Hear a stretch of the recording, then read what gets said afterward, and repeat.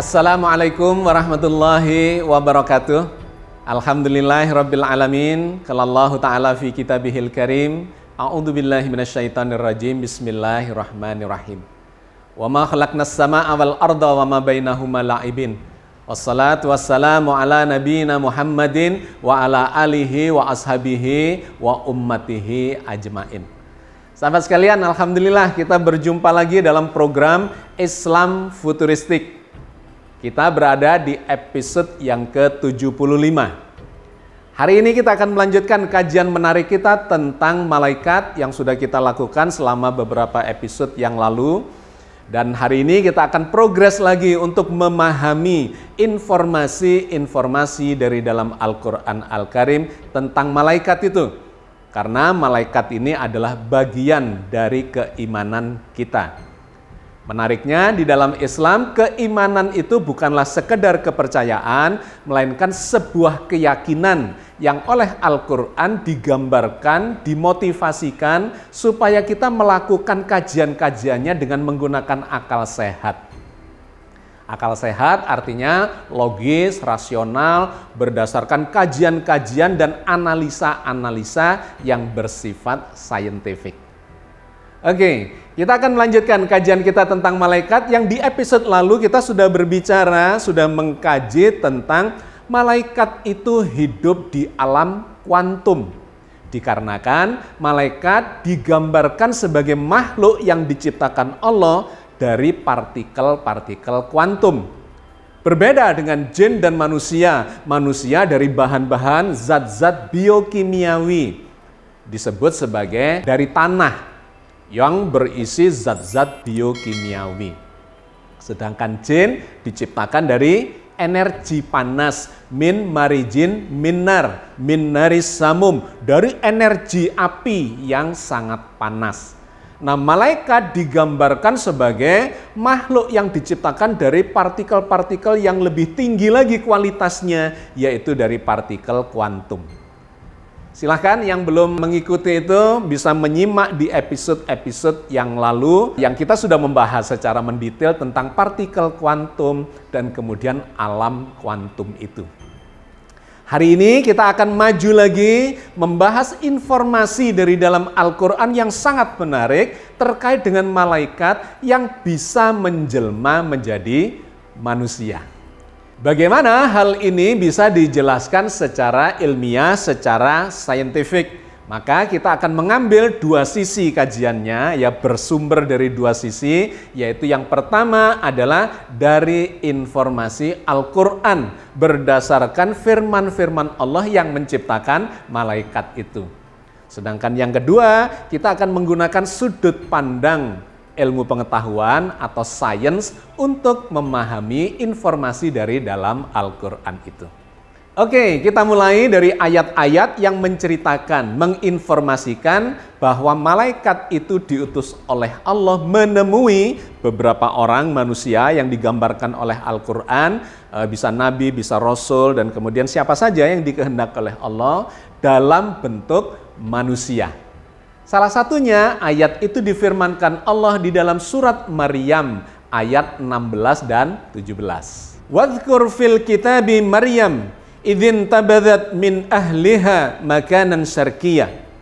Dan ceritakanlah kisah Maryam di dalam Al-Qur'an, yaitu ketika dia menjauhkan diri dari keluarganya ke suatu tempat di sebelah timur. Fattahadat min dunihim hijaba fa arsalna ilaiha ruhana fatamassala laha basyaron syawiyya. Maka dia mengadakan tabir atau hijab yang melindunginya dari mereka. Lalu kami mengutus ruh kami kepadanya, maka ia menjelma di hadapannya dalam bentuk manusia yang sempurna. Ayat ini menceritakan ketika Allah mengutus malaikat yang disebut sebagai ruh dalam ayat ini kepada Siti Maryam, ibundanya Nabi Isa. Di mana waktu itu malaikat ini diutus oleh Allah untuk mengabarkan bahwa Maryam itu akan memiliki seorang anak. Ya, itu nanti kita bahas di episode yang lain tentang peristiwanya itu. Poin penting yang ingin saya sampaikan dalam kesempatan ini adalah Allah mengutus malaikat yang disebut sebagai ruh. Yang waktu itu digambarkan oleh ayat ini menjelma sebagai manusia yang sempurna. Jadi ini menarik, ada dua hal menarik yang perlu kita klarifikasi. Yang pertama, siapakah ruh yang diutus oleh Allah itu kepada Maryam? Karena di sini muncul beberapa kontroversi. Ada yang berpendapat yang mengatakan bahwa ruh itu ya bagian dari sifat atau bagian dari eksistensi ketuhanan, ya khususnya di agama lain. Digambarkan ruh itu yang diutus kepada Maryam itu adalah bagian dari eksistensi ketuhanan. Tetapi Al-Quran menggambarkan ini adalah utusan. Jadi bukan dari eksistensi ketuhanan itu. Sehingga Allah memberikan gambaran di situ fa'arsalna ilaiha ruhana. Maka Allah mengutus kepadanya ruhana, ruh kami. Nah, siapakah ruh itu? Maka ini dijelaskan di dalam berbagai ayat di dalam Al-Quran Al-Karim bahwa ruh yang dimaksudkan itu bukan eksistensi ketuhanan, melainkan utusan Allah, yaitu malaikat yang mendapat julukan khusus sebagai ruh. Sehingga di ayat yang berbeda ada muncul sebutan Ruhul Kudus, Ruhul Amin, ya, yang menggambarkan sesungguhnya dia itu adalah malaikat Jibril. Misalnya yang difirmankan Allah dalam surat Al-Maidah ayat 110. Idza qalallahu ya Isa bin Maryam, "Udhkur ni'mati 'alaika wa 'ala walidatik idz ayyatuka birruhil qudus." Ingatlah ketika Allah mengatakan, "Hei Isa putra Maryam, ingatlah nikmatku kepadamu dan kepada ibumu di waktu aku menguatkan kamu dengan Ruhul Kudus." Jadi yang dimaksudkan sebagai rohana di dalam surat Maryam tadi, ruh kami itu sesungguhnya adalah Ruhul Kudus, yaitu yang digambarkan Allah sebagai memberikan kekuatan kepada Isa dan kepada ibunya terkait dengan proses penciptaan Nabi Isa itu. Satu, ya, ayat ini memberikan gambaran bahwa roh itu bukan eksistensi ketuhanan, melainkan Ruhul Kudus. Nah, di ayat yang berbeda lagi dijelaskan, diberikan tambahan penjelasannya bahwa Ruhul Kudus itu adalah malaikat Jibril yang juga menurunkan Al-Quran kepada Nabi Muhammad SAW. Allah menjelaskan hal itu di dalam surat An-Nahl 102. Qul nazzalahu ruhul kudusi mir rabbika bil haqq liusabbital ladzina amanu wa huda wa busyra lil muslimin. Katakanlah, Ruhul Kudus atau Jibril menurunkan Al-Quran itu dari Tuhanmu dengan benar untuk meneguhkan hati orang-orang yang beriman dan menjadi petunjuk serta kabar gembira bagi orang-orang yang berserah diri hanya kepada Allah. Jadi sangat jelas Al-Quran memberikan identifikasi terhadap siapa yang disebut sebagai Ar-Ruh itu. Dia adalah malaikat Jibril yang diutus kepada Siti Maryam waktu itu untuk mengabarkan bahwa beliau, Siti Maryam, akan memiliki putra yaitu Nabi Isa.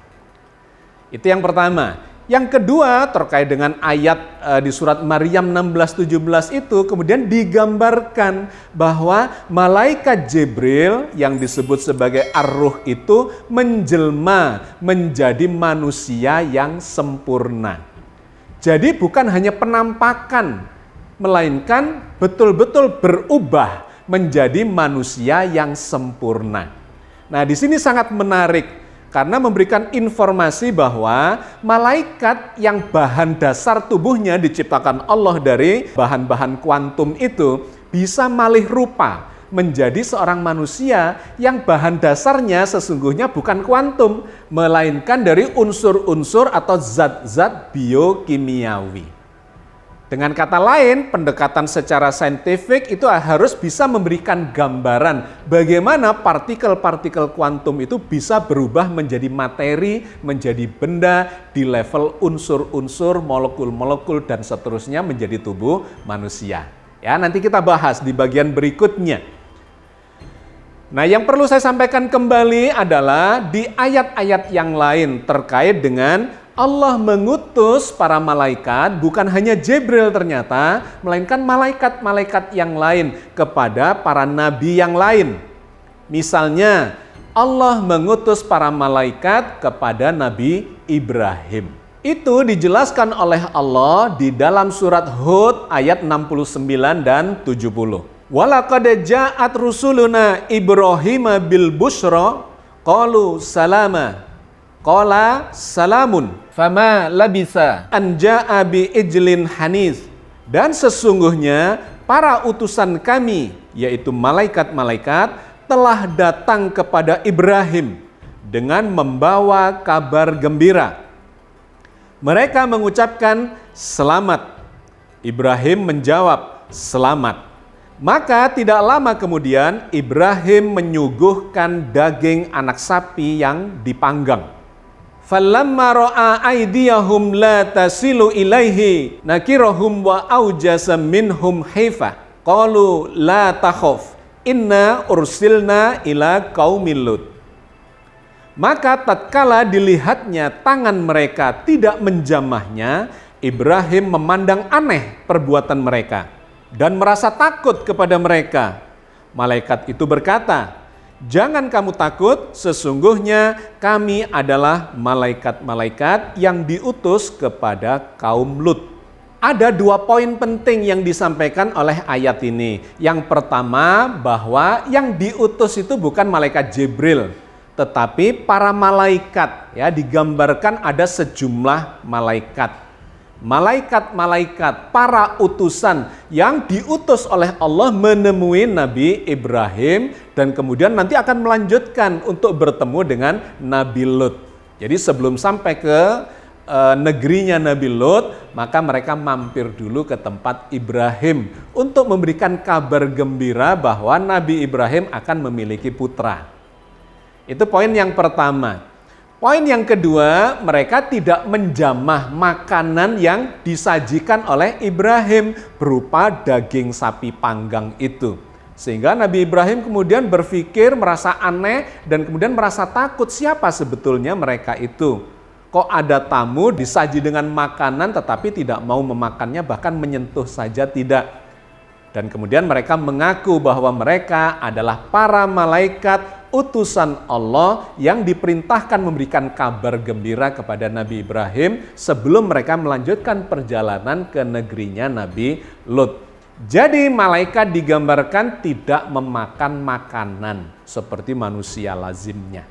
Kisah tentang para utusan, yaitu malaikat yang diutus oleh Allah untuk menuju ke negerinya Nabi Lut, itu dikisahkan kembali atau dilanjutkan di dalam surat Hud, yaitu ayat yang ke-81. Qalu ya Lut, inna rusulu rabbika layasilu ilaika fa asri bi ahlika bi qit'in minal laili wa la yaltafit minkum ahadun illa imra'atak innahu musibuha ma asabahum inna mau'idahumus subh alaysa subhu biqarib.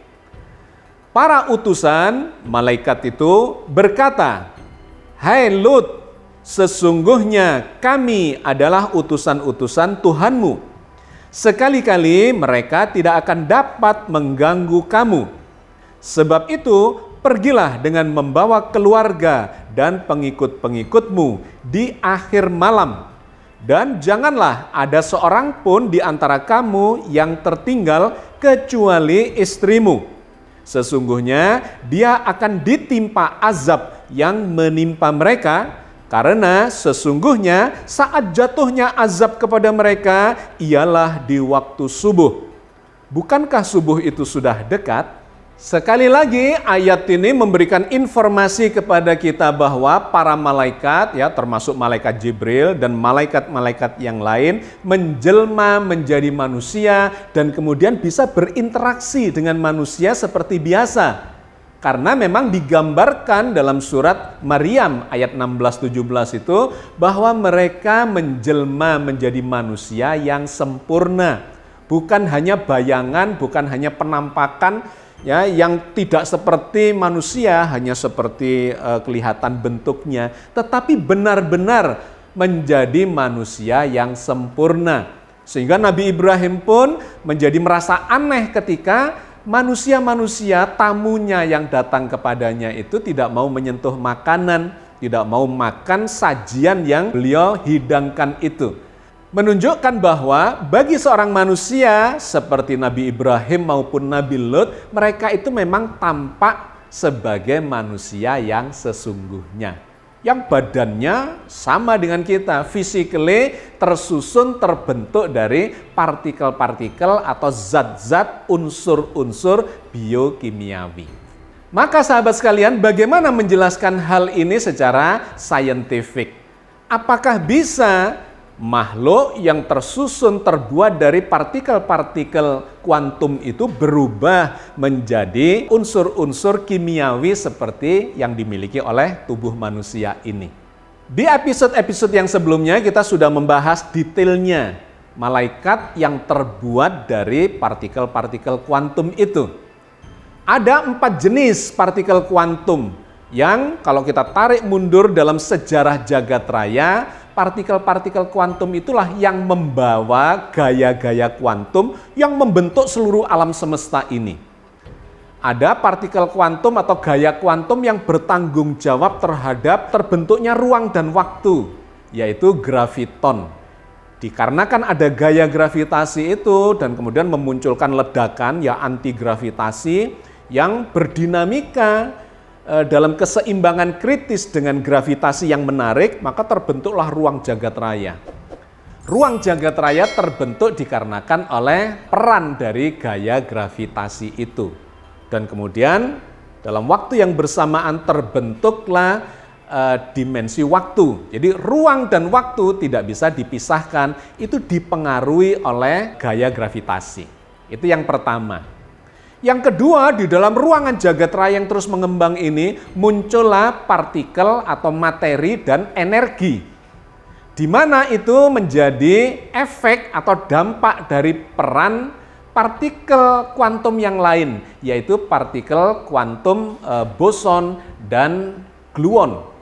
Di mana boson dan gluon ini adalah partikel-partikel yang disebut membawa gaya nuklir lemah dan nuklir kuat, yang menciptakan atau membentuk atau memunculkan partikel-partikel dalam skala subatomik, yaitu muncullah quark. Dari quark itu muncullah partikel-partikel misalnya proton dan neutron dan kemudian nanti elektron. Nah, sahabat sekalian, 2 partikel kuantum yaitu boson dan gluon inilah yang memunculkan materi dalam skala partikel subatomik itu. Nah, kemudian dalam skala yang lebih besar dari itu muncullah peran dari partikel foton yaitu elektromagnetik, sehingga terbentuklah atom-atom yang memiliki inti atom yang dikelilingi oleh elektron-elektron sehingga memunculkan kelistrikan, electricity, dan kemudian memunculkan kemagnetan sehingga gayanya disebut sebagai elektromagnetik. Nah, dengan pemahaman sederhana ini, sahabat sekalian, kita bisa membayangkan bahwa di seluruh jagat raya ini bisa bermunculan partikel-partikel kuantum itu yang memunculkan atau menyebabkan ruang jagat raya terus bertambah sekarang ini. Terus mengembang, artinya ada peran dari gaya gravitasi itu, partikel kuantum graviton yang mempengaruhi perkembangan dari ruang dan waktu jagat raya. Yang kedua, sampai sekarang masih terus bermunculan partikel-partikel gluon dan boson madya itu yang memunculkan materi dan energi. Di mana itu? Di seluruh penjuru jagat raya. Yang kemudian sebagiannya dikenal sebagai materi gelap, ya dark matter, dan energi gelap. atau dark energy. Bermunculan, kenapa? Dikarenakan seluruh jagat raya ini sesungguhnya memiliki apa yang disebut sebagai medan kuantum. Medan kuantum, di mana ada sebuah kekuatan yang berasal dari baliknya itu. Di dalam fisika ada yang menyebutnya sebagai vacuum state, kondisi vakum, tetapi dari balik kevakuman itu bisa memunculkan partikel-partikel kuantum, di antaranya pembentuk materi dan energi itu. Atau ada juga yang menyebutnya sebagai zero point state, suatu keadaan kosong di mana di dalam kekosongan itu atau dari kekosongan itu bisa memunculkan partikel-partikel kuantum itu. Salah satunya adalah membentuk materi dan energi. Jadi sahabat sekalian, ini adalah bagian dari kontroversi dan misteri yang belum bisa diungkap oleh ilmu pengetahuan modern ini. Bahwa dari dalam kekosongan, dari balik kevakuman, bahkan yang dianggap sebagai zero point itu adalah ketiadaan, itu bisa memunculkan materi dan energi. Partikel-partikel pembentuk benda, dimulai dari quark, kemudian proton, neutron, membentuk inti atom, kemudian membentuk atom dalam skala elektromagnetik. Nah, ketika sudah jadi atom, kemudian berinteraksi bisa membentuk molekul. Molekul itu misalnya H2O, kalau atom itu H saja, H hidrogen, O oksigen, bisa berinteraksi membentuk satu persenyawaan yang namanya H2O, terbentuklah air. Atau membentuk persenyawaan-persenyawaan kompleks lainnya, misalnya protein dan lemak dan seterusnya. Dengan kata lain, sesungguhnya tubuh manusia yang tersusun dari air, dari protein, dari lemak, dari mineral-mineral, itu bisa saja muncul dari yang disebut sebagai vacuum state tadi.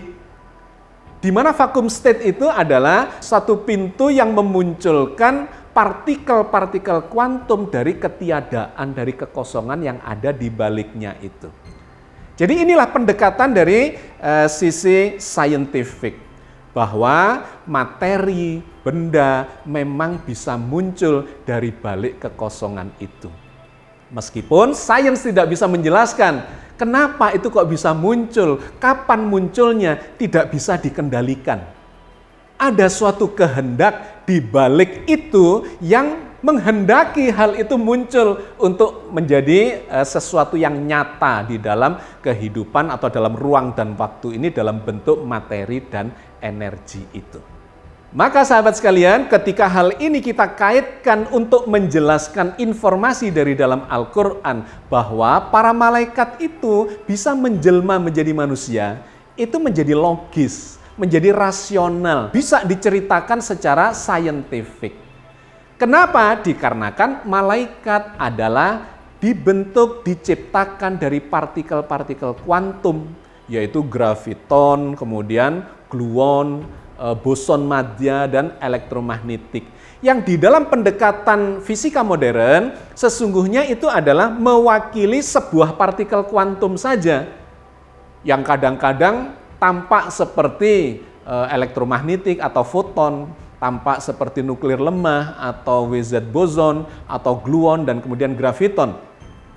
Tetapi tren yang ditunjukkan oleh fisika modern bahwa ternyata mereka itu sesungguhnya adalah satu gaya saja yang diteorikan dalam grand theory atau unification theory. Teori penyatuan yang sebagiannya sudah dibuktikan oleh para ilmuwan dan mendapatkan hadiah Nobel.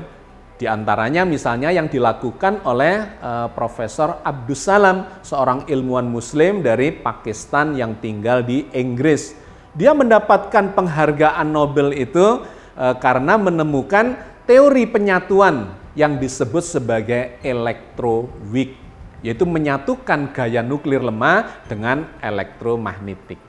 Jadi poin penting yang ingin saya sampaikan adalah malaikat sesungguhnya diciptakan dari sebuah gaya yang kadang-kadang muncul dalam bentuk 4 gaya fundamental alam semesta itu.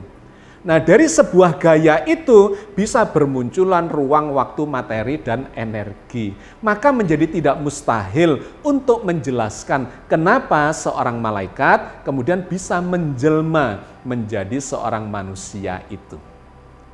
Oke ya, sahabat sekalian, mudah-mudahan sudah clear klarifikasi yang ingin saya sampaikan terkait dengan bagaimana kita memahami ayat-ayat Al-Quran yang kadang-kadang katanya dianggap sebagai absurd, tidak bisa dijelaskan secara ilmiah, sesungguhnya mengandung penjelasan-penjelasan hikmah-hikmah yang berkualitas sangat tinggi dan harus melibatkan pengetahuan-pengetahuan yang mutakhir.